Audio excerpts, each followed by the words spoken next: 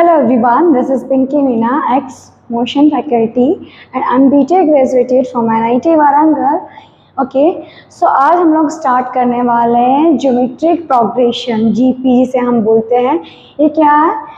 Sequence and series का एक sequence and series जो हमारा एक चैप्टर है उसका एक टॉपिक है, सब पार्ट जिसे हम बोल सकते हैं। ठीक है, तो ठीक है स्टार्ट करें। So first of all geometric progression के बारे में क्या होता है हमने कल सीक्वेंस एंड सीरीज ये सब पढ़ लिया था। ठीक है, आज हम स्टार्ट करने वाले हैं ज्योमेट्रिक प्रोग्रेशन में होता है कि जैसे कोई भी नंबर है, अगर आप उसी को किसी कांस्टेंट नंबर से मल्टीप्लाई करते चले जाते हैं।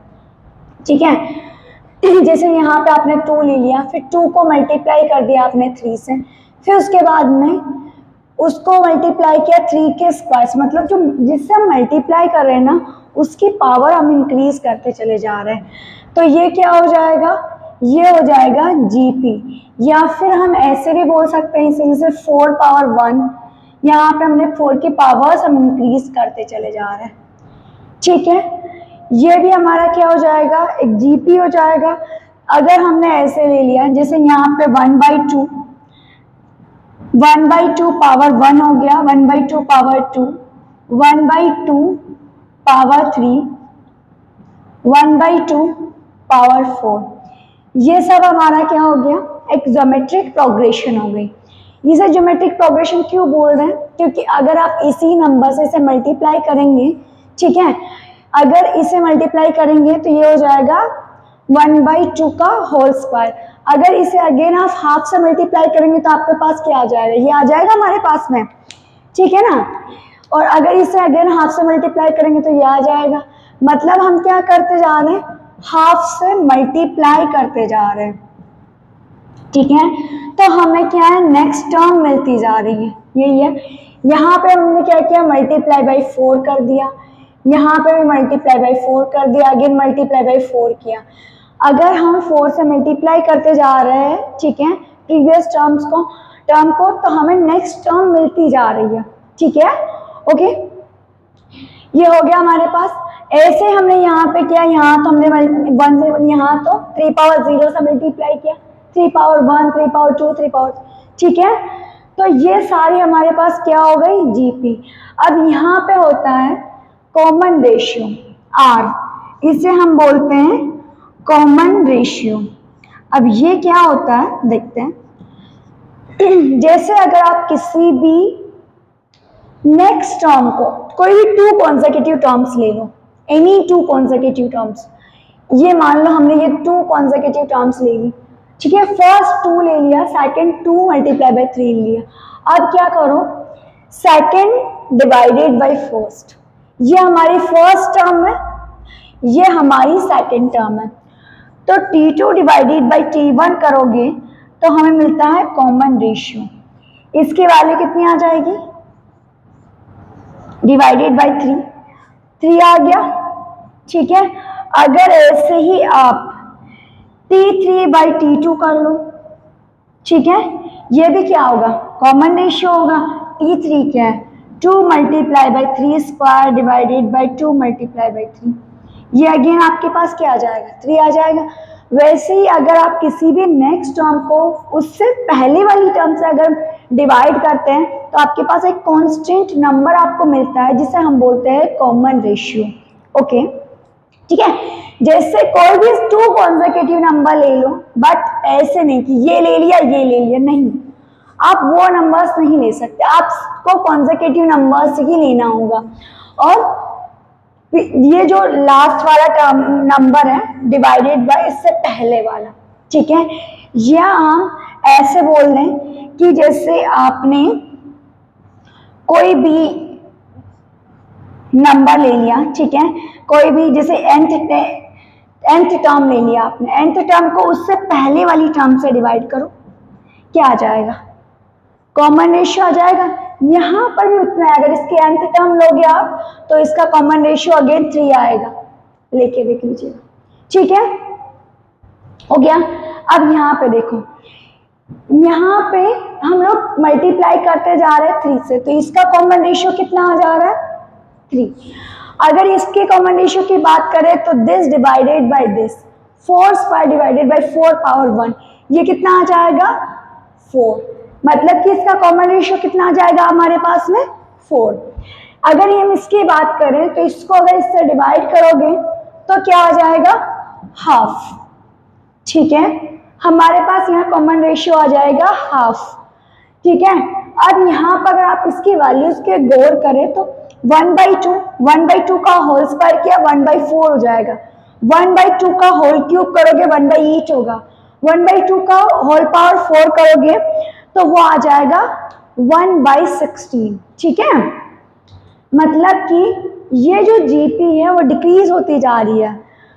1/2, 1/4, हमें पता है 1/4 is less than 1/2, then 1/8, then 1/16, ऐसे करके 1/32 ऐसे आएगा।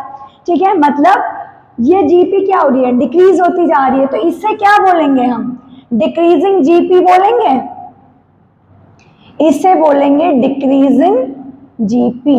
ओके, मतलब कि अगर आपका जो कॉमन रेशियो वो लेस देन 1 होता है, ठीक है, अगर आपका कॉमन रेशियो लेस देन 1 आता है तो हमें मिलती है डिक्रीजिंग जीपी।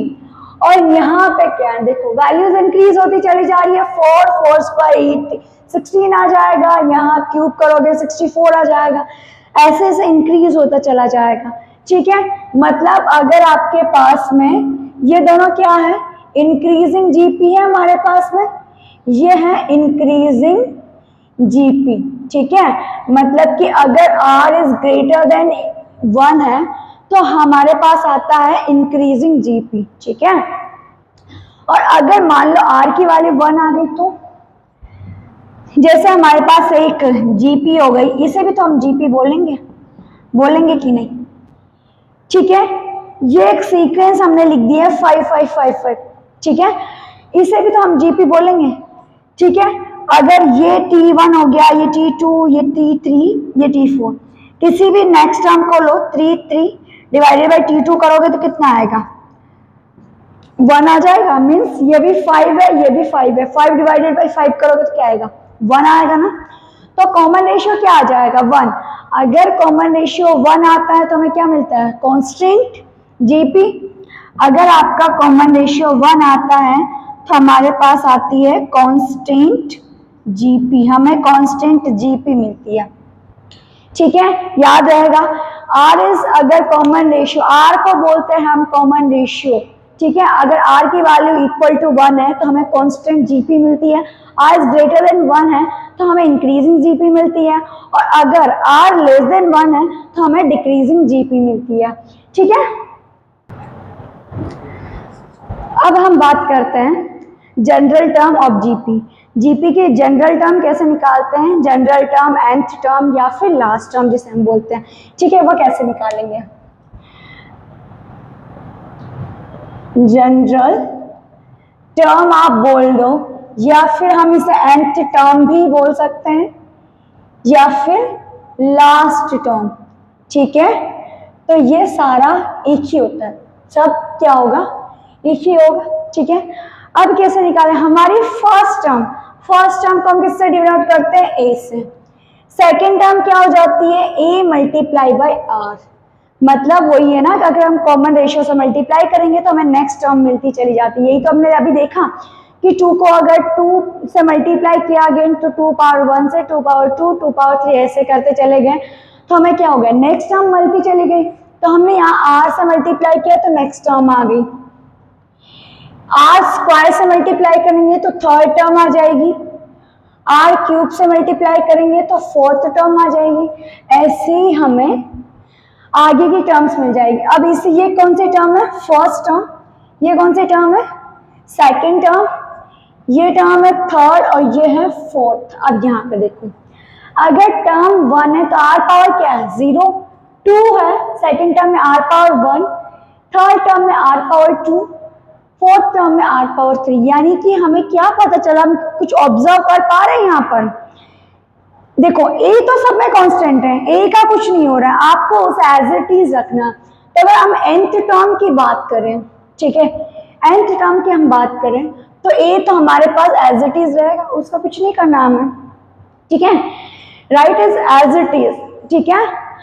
अब यहाँ पे देखो r पावर 3 है, r की पावर क्या आएगा, 4 माइनस 1 लिख सकते हैं इसे, ठीक है, लिख सकते हैं ना। 4 माइनस 1 क्या आएगा, 3 आएगा, 3 माइनस 1 क्या आएगा, 2 आ जाएगा, ऐसे -1।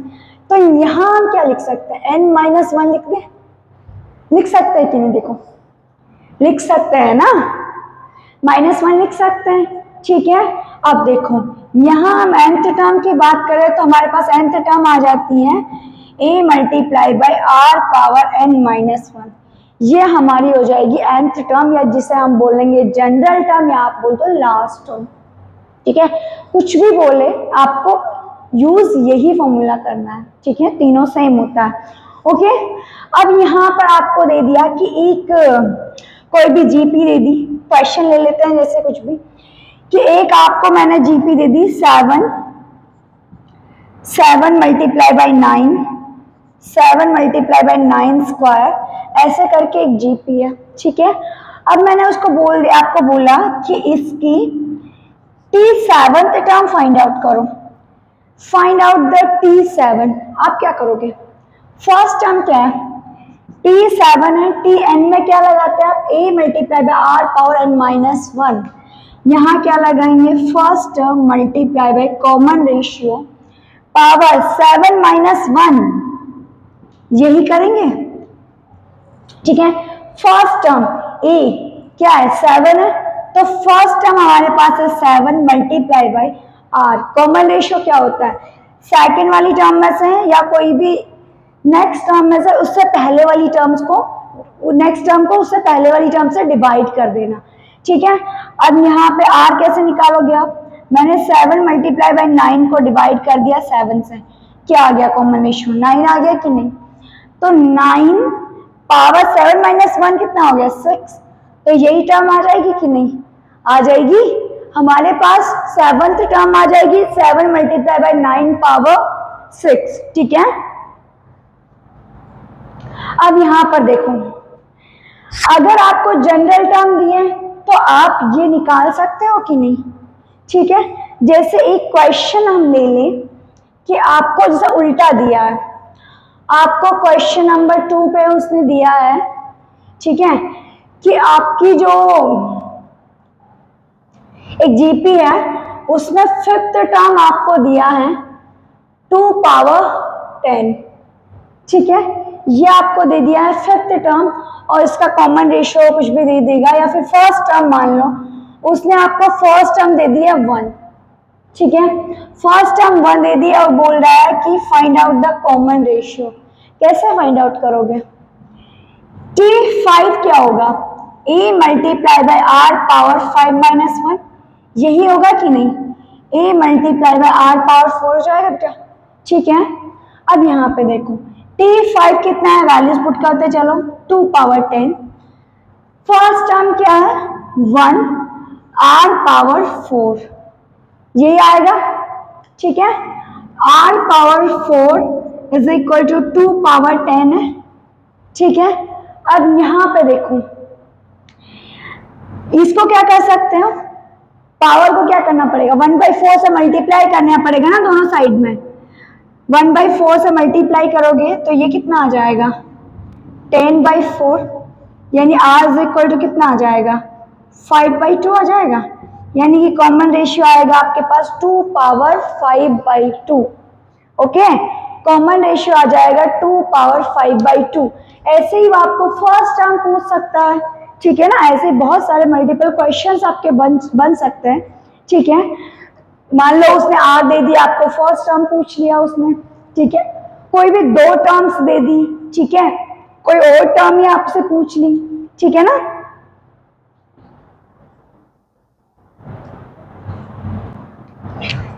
अब देखो,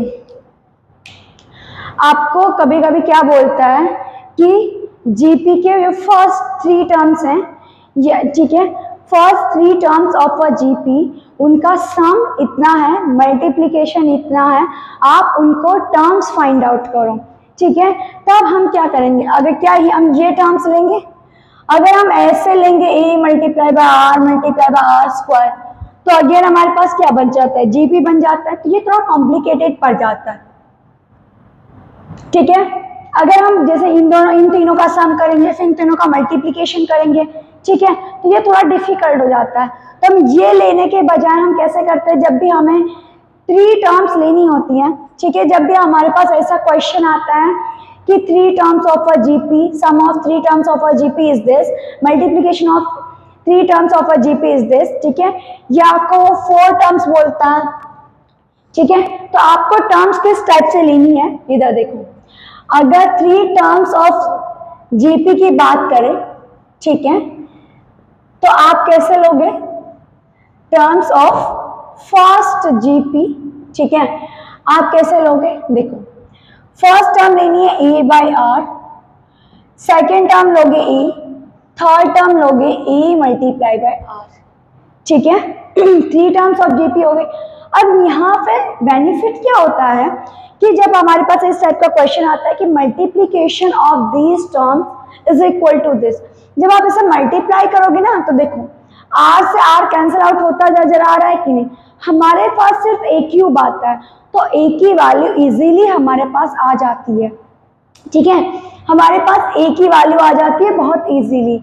और ऐसे ही अगर 4 टर्म्स की बात करें, ठीक है, 4 टर्म्स ऑफ जीपी की बात करें, तो आप उस टाइम पे क्या लोगे, A by R square, A by R, ठीक है,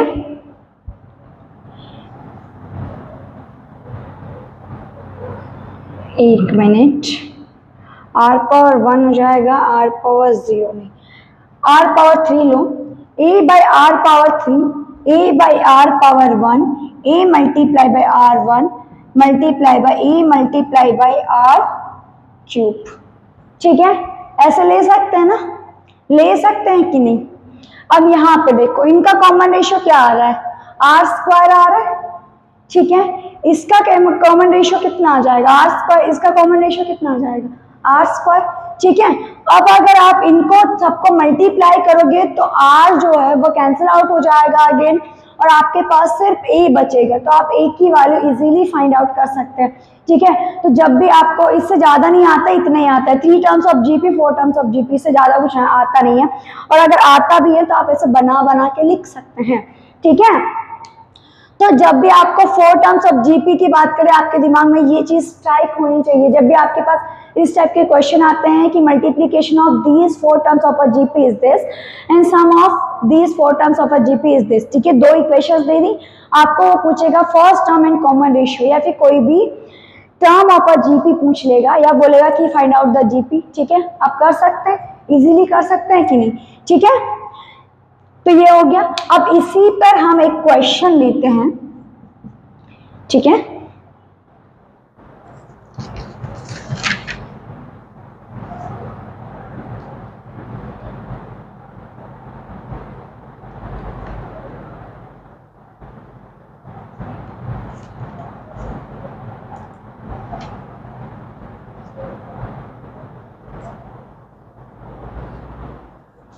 देखो product of 3 terms of a GP दिया हुआ है, product of 3 terms of a GP is आपको दिया हुआ है 216, ठीक है, एंड सम ऑफ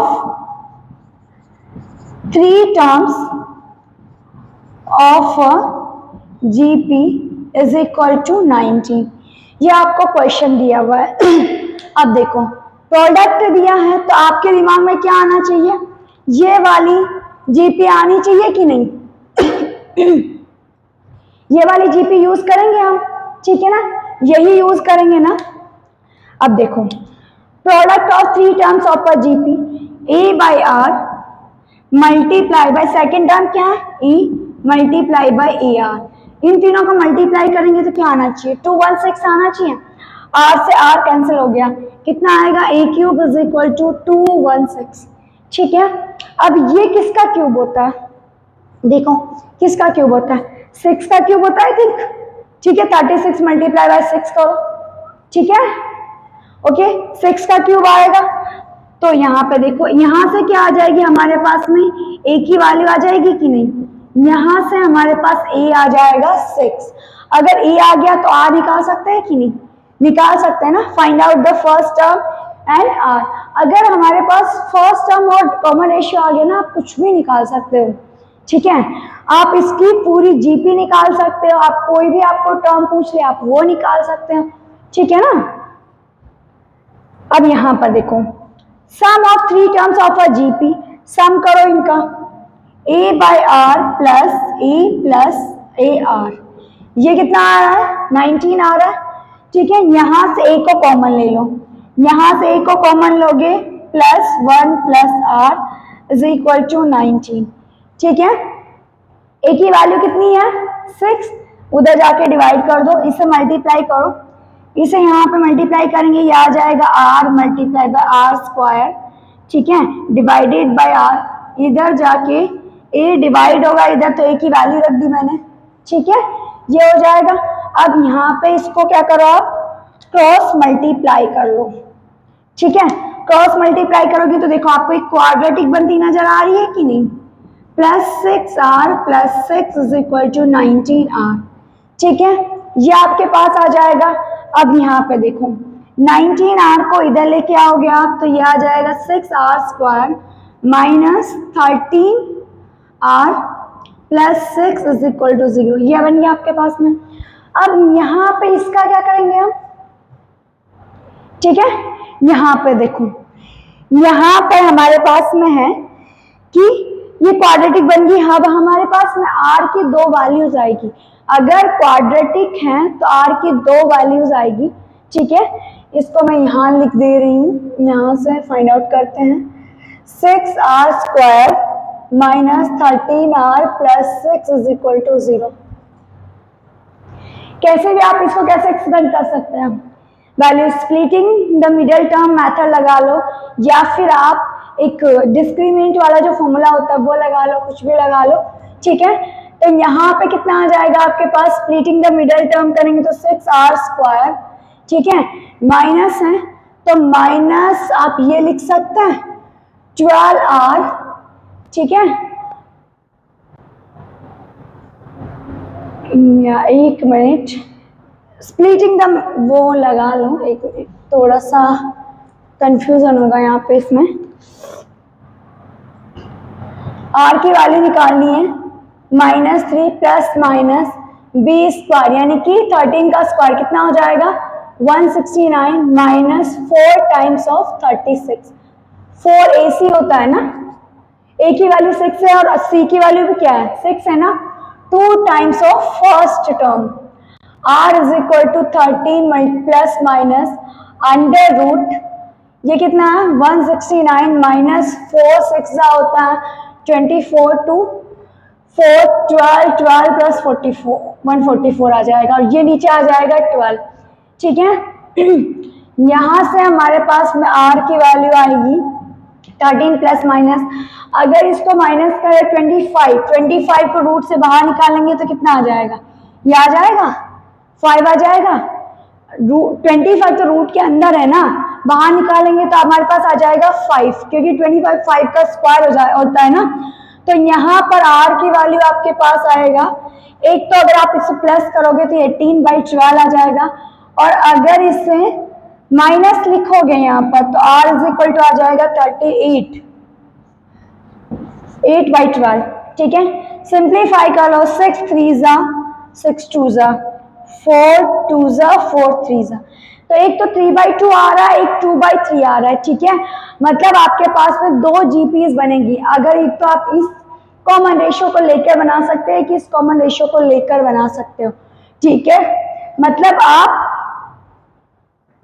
यहाँ पर अगर आपको जीपी फाइंड आउट करनी है, आप क्या करोगे, अब यहाँ पर 6 डिवाइडेड बाई 2/3 करोगे, multiply by a multiply by E multiply by 2/3, एक बार आप 2/3 को ले लो, एक बार 3/2 को ले लो, आपके पास में दो जीपीस आ जाएंगी, ठीक है।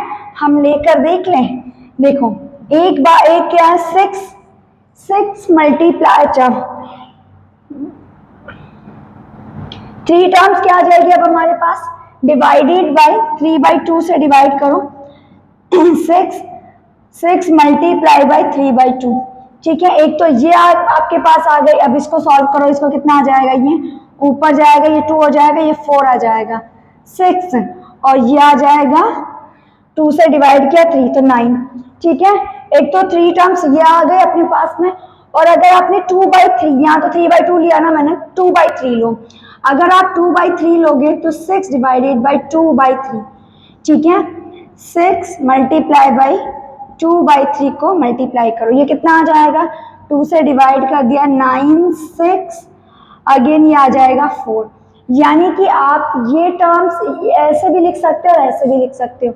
ये क्या है, इंक्रीजिंग जीपी, ये क्या है, डिक्रीजिंग जीपी। ठीक है, लेकिन दोनों है तो जीपी ही ना, इस वजह से आपके पास में दो वैल्यूज आई है। ठीक है बेटा, ओके। तो यहाँ पर आपके पास देखो तीनों टर्म सेम है, तीनों टर्म सेम है। अगर आप ऐसे लिखोगे, अगर आप इसे a by R, A multiply by A R, A को आर से मल्टीप्लाई कर दो, अगर ऐसे लिखोगे तब भी जीपी होगा, उल्टा कर दोगे तो भी जीपी होगा ना। ठीक है, डिफरेंस किसका आएगा, इंक्रीजिंग और डिक्रीजिंग, मीन्स कॉमन रेशियो क्या हो जाएगा, उल्टा हो जाएगा, इसी का डिफरेंस आएगा। ठीक है, अब देखते हैं sum of terms of a GP या फिर सम ऑफ जीपी। ठीक है,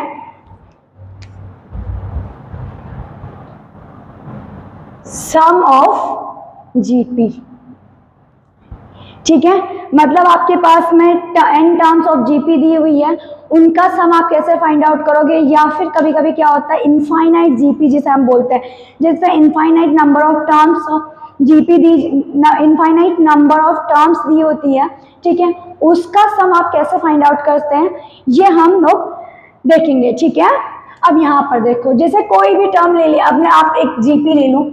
ठीक है, आपने एक जीपी ले लिया ए, फर्स्ट टर्म। ठीक है, उसका सम मैंने ले लिया एस। ठीक है, सम को मैंने ले लिया कि जो भी हमारे पास जीपी है उसका सम आएगा हमारे पास में एस।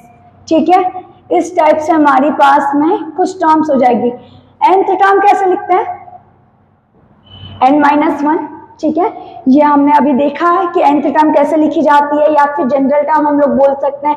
ठीक है ना, अब यहाँ पे देखो, अगर मान लो इसको मैं r से मल्टीप्लाई कर दूं दोनों साइड में, कुछ डिफरेंस, कुछ फर्क आएगा कि नहीं आएगा। यहाँ पर मैंने लिख दिया 2 इज इक्वल टू r। ठीक है, अब मान लो मैंने इसे 3 से मल्टीप्लाई कर दिया दोनों साइड में, क्या फर्क पड़ रहा है, कुछ भी तो नहीं फर्क पड़ रहा। आप इसे कैंसिल आउट भी कर सकते हैं, आप इसे लिख दो, कोई फर्क नहीं पड़ेगा ना, आर की वैल्यू तो वही आनी है। ठीक है, तो वैसे ही अगर मैं दोनों साइड पर आर से मल्टीप्लाई कर देती हूँ दोनों साइड पे, तो कोई डिफरेंस आएगा क्या, कुछ नहीं आएगा। ठीक है ना, तो कर सकते हैं, मतलब आर से मल्टीप्लाई कर दिया मैंने, आर मल्टीप्लाई बाय एस, मतलब सम को आर से मल्टीप्लाई कर दिया, तो और पूरी टर्म के साथ आर से मल्टीप्लाई होगा कि नहीं होगा, इसके साथ मल्टीप्लाई कर रही हूँ, मतलब इधर राइट हैंड साइड पे सारी टर्म्स को मुझे आर से मल्टीप्लाई करना पड़ेगा। ये ध्यान रखना, किसी एक टर्म को आर से मल्टीप्लाई करके मत छोड़ देना। ठीक है, तो यहाँ पे इसे सेम रखूं, क्योंकि जब इसे आर से मल्टीप्लाई करोगे तो ये बन जाएगा हमारे पास ए आर। ठीक है, और जब इसे मल्टीप्लाई करोगे तो ये हो जाएगा आर स्क्वायर, मतलब ऐसे शिफ्ट होता चला जा रहा है हमारे पास में। ठीक है, हमारे पास ऐसे शिफ्ट होती चली जाएंगी वैल्यूज। ठीक है ना, और ये वाली टर्म को जब आर से मल्टीप्लाई करेंगे तो ये आ जाएगी एन। ठीक है, a multiply by r multiply by n. ठीक है, n-1 को आर पावर n-1 को अगर आर से मल्टीप्लाई करेंगे तो ये टर्म ये बन जाएगी। ठीक है ना, अब देखो, अब क्या करेंगे हम, इसमें से इसको माइनस कर दो, सबट्रैक्ट कर दो, फर्स्ट में से सेकंड वाली टर्म को सबट्रैक्ट किया, इसमें से इसको सबट्रैक्ट किया, क्या आएगा, ए आ जाएगा ना, a-0 ए आ जाएगा। सबका साइन मैंने चेंज कर दिया। ठीक है, सबको सबट्रैक्ट कर दिया। ठीक है ना, सबको सबट्रैक्ट कर दिया, सबको सबट्रैक्ट करेंगे तो ये तो ए आ जाएगा। अब ये टर्म्स क्या हो जाएंगी, अगर दिस माइनस दिस करेंगे तो ये क्या हो जाएगा, कैंसिल आउट होता चला जाएगा ना ऐसे, और ये टर्म भी कैंसिल आउट हो जाएगी, सिर्फ ये टर्म बचेगी आपके पास में, फर्स्ट माइनस लास्ट, ये हमारे पास बचेगा। ठीक है ना, अब यहाँ पे देखो, यहाँ पे ऐसे कॉमन ले लो, कितना बचेगा, 1 माइनस आर, यहाँ 1 बच जाएगा, यहाँ पे बचेगा माइनस आर, यहाँ पे एक को कॉमन लो, यहाँ आएगा 1 माइनस आर पावर एन। ठीक है, अब यहाँ पे s की कितना आ जाएगा, s कितना आ जाएगा 1 minus r power n divided by 1 minus r. ठीक है, मतलब sum of n terms of a GP is equal to e multiply by 1 minus r power n divided by 1 minus r. अब यहाँ पे देखो, अगर -1 को मैं कॉमन ले लूं तो क्या मैं इसे ऐसे भी लिख सकती हूँ, e multiply by r power n minus 1 divided by r minus 1, लिख सकते हैं कि नहीं। यहाँ पे -1 को कॉमन लिया मैंने, आर पावर n माइनस 1 हो गया, यहाँ से -1 को कॉमन लिया, आर माइनस 1 हो गया। माइनस और माइनस तो पॉजिटिव हो जाएगा ना, माइनस को माइनस से डिवाइड करोगे तो पॉजिटिव हो जाएगा ना, तो हमारे पास s की वैल्यू क्या आ जाएगी, ये आ जाएगी कि नहीं। तो हमारे पास में फॉर्मूला बन गया कि sum of n terms of a GP is this. ठीक है ना, ओके। यहाँ पर r की वैल्यू 1 नहीं हो सकती है, ये याद रखना, r की वैल्यू 1 नहीं हो सकती, क्योंकि अगर r की वैल्यू 1 लेंगे तो r माइनस 1 जो होगा, ठीक है, वो 0 हो जाएगा, डिनोमिनेटर 0 नहीं हो सकता। अगर डिनोमिनेटर 0 हुआ तो नॉट डिफाइंड हो जाएगा। ठीक है, तो ये चीज याद रखना कि ये वैलिड है एवरीवेयर बट अनवैलिड है r इज इक्वल टू 1 पे। ठीक है, तो हमारे हमेशा जब भी ये आप फॉर्मूला यूज करो तो कंडीशन याद रखो कि r should not be equal to 1। ठीक है, अब यहाँ पे देखो, अगर नंबर ऑफ टर्म्स हमने इनफाइनाइट ले ली, ठीक है, हमने जीपी में इनफाइनाइट नंबर ऑफ टर्म्स ले लिया। ठीक है, अब यहाँ पे देखो, जैसे मान लो मैंने जीपी में बहुत सारी इनफाइनाइट टर्म्स ले लिया। ठीक है, अब यहाँ पे अगर हमारे पास में, यहाँ पे देख लो, नहीं तो r की वैल्यू अगर मैं 1 a को कुछ भी ले लूँ कांस्टेंट, a से कोई फर्क नहीं पड़ रहा। ठीक है, r की वैल्यू अगर मैं 1 2 2 3 4 5 6 ऐसे लूँ तो इनफाइनाइट, अगर r की वैल्यू मैंने मान लो 2 भी ले ली तो 2 स्क्वायर 2 क्यूब मतलब 2 पावर इनफाइनाइट, 2 पावर इनफाइनाइट क्या होगी, इनफाइनाइट हो जाएगी ना। अगर मैंने यहाँ पर ऐसे ले लिया 2 पावर 1 2 पावर 2 2 पावर 3 ऐसे करते करते 2 पावर इनफाइनाइट, तो इसकी वैल्यू क्या आएगी, इनफाइनाइट आएगी कि नहीं आएगी, क्योंकि हम पावर्स ऐड करते जा रहे हैं, पावर्स इंक्रीज करते जा रहे हैं, मतलब वैल्यूज इंक्रीज होती जा रही हैं। तो अगर आप 2 की पावर इनफाइनाइट करोगे तो आपकी वैल्यू जो होगी वो इनफाइनाइट आएगी।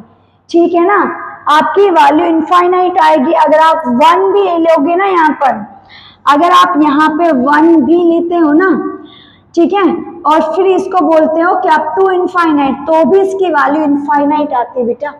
ठीक है ना, लेकिन अगर आपके पास लेस देन 1 है, ठीक है, अगर आपके पास लेस देन 1 है और ग्रेटर देन -1, ठीक है, आपके पास कंडीशन होती है कि अगर आपका r जो है वो greater than -1 and less than 1, या फिर आप इसे ऐसे बोल दो कि mode r is less then 1।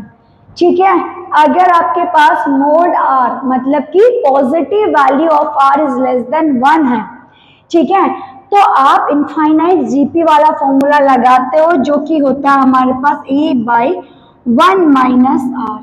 ठीक है, ये हमारा फॉर्मूला होता है। ठीक है, अब यहाँ पे देखो ये आता कैसे है, यहाँ पे हमने r की पावर क्या ले ली, लेस देन 1 ले ली। लेस देन 1 मतलब कि जैसे मान लो r की पावर मैंने ले ली 1/2, अब 1/2 पावर इनफाइनाइट। ठीक है, सपोज करो हमने इसको कर दिया इनफाइनाइट, मतलब दोनों साइड में इनफाइनाइट इनफाइनाइट ले लिया, तो ये कितना है,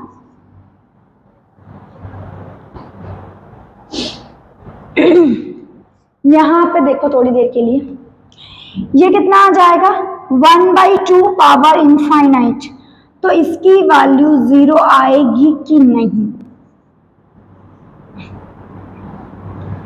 0 आएगी ना, ऑलमोस्ट 0, ऑलमोस्ट 0 हो जाएगी, क्योंकि वो 0.0000 बहुत छोटा नंबर होगा, तो उसको हम बोल देते हैं कि इसकी वैल्यू जो होगी वो ऑलमोस्ट 0 हो जाएगी।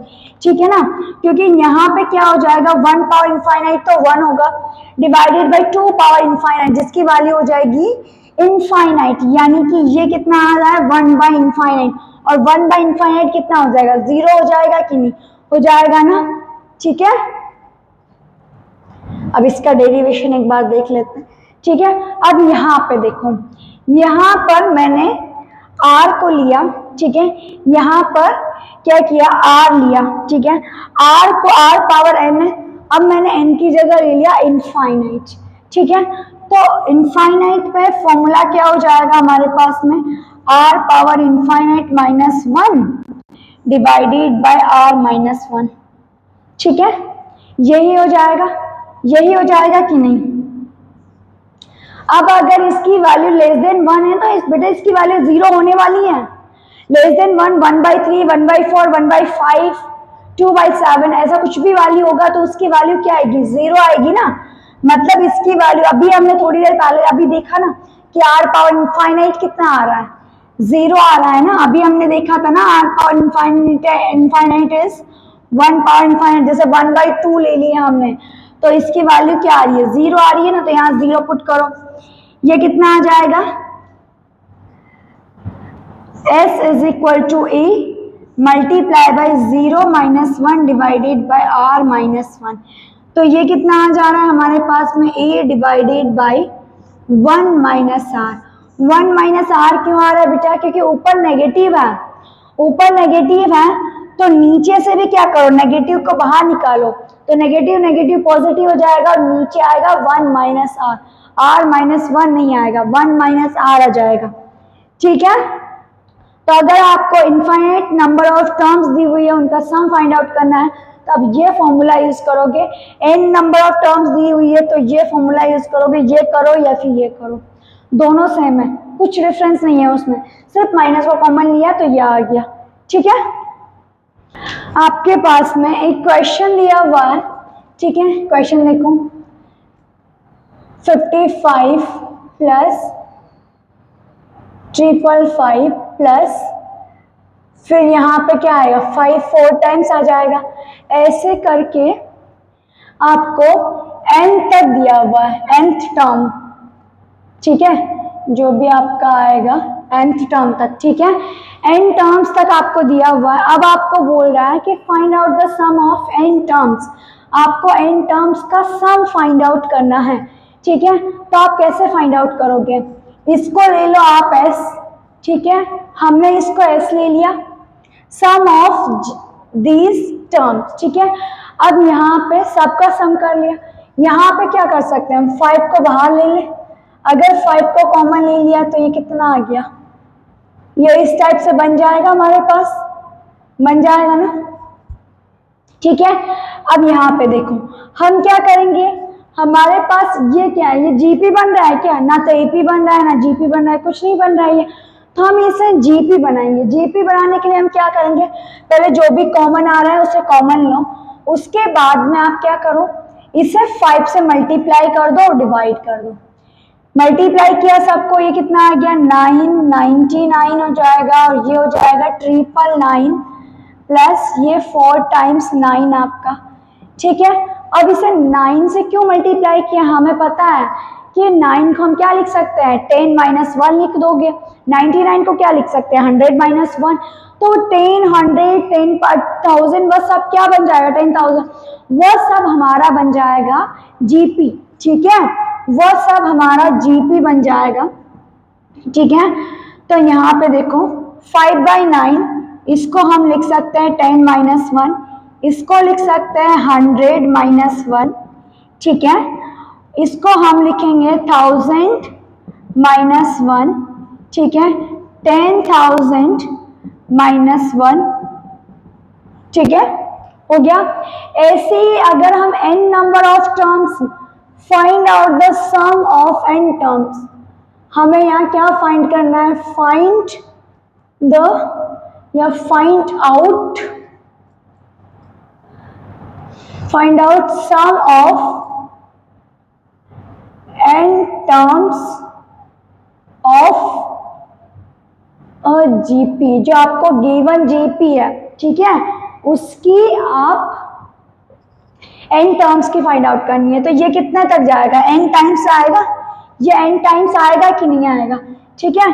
तो आप अब इसे कैसे लिख सकते हैं, 5 डिवाइडेड बाई 9, ये कितना हो जाएगा 10 प्लस 100, 100 प्लस 10,000 प्लस 10,000, ठीक है, प्लस ऐसे करके ये n टाइम्स आएगा, ठीक है। उसके बाद में, ठीक है, यहाँ पर जो भी आएगा, ठीक है, यहाँ पर माइनस ये 1 कितने टाइम्स आएगा, ये आ जाएगा, अगेन हमने बाहर ले लिया तो 1 को मल्टीप्लाई किया, ठीक है, 1 कितने, अगेन माइनस, ये माइनस है इसलिए माइनस को हमने यहाँ ले लिया, ठीक है। 5/9 दोनों को अलग अलग कर रहे हैं, इसको अलग अलग कर रहे हैं हम, ठीक है। तो ये सारी टर्म्स कितने बन जाएंगे, 5/9 मल्टीप्लाई बाई जेपी बन जाएगा, और ये इधर कितना बन जाएगा, इधर कांस्टेंट जीपी बन जाएगा, ठीक है। अब यहाँ पे देखो, इसका सम आप फाइंड आउट कर सकते हैं, ये कितना है 10 पावर 1, 10 पावर 2, ऐसे करते करते ये कितना, अगर n तक जा रहा है तो ये आएगा 10 पावर n, यही आएगा। 1 से अगर n नंबर ऑफ टर्म्स आ रही तो 1 से स्टार्ट हो रहा है, देखो यहाँ n माइनस 1 नहीं आएगी क्योंकि nth टर्म है ना, nth टर्म 1 से स्टार्ट हो रही है ये, तो ये आएगा n, ठीक है। 1 से स्टार्ट हो रही है तो nth टर्म क्या आएगी, 10 पावर n आएगा, ठीक है, माइनस 5/9, अगर आप 1 को n टाइम्स ऐड करोगे तो उसकी वैल्यू क्या आएगी, n ही आएगी ना।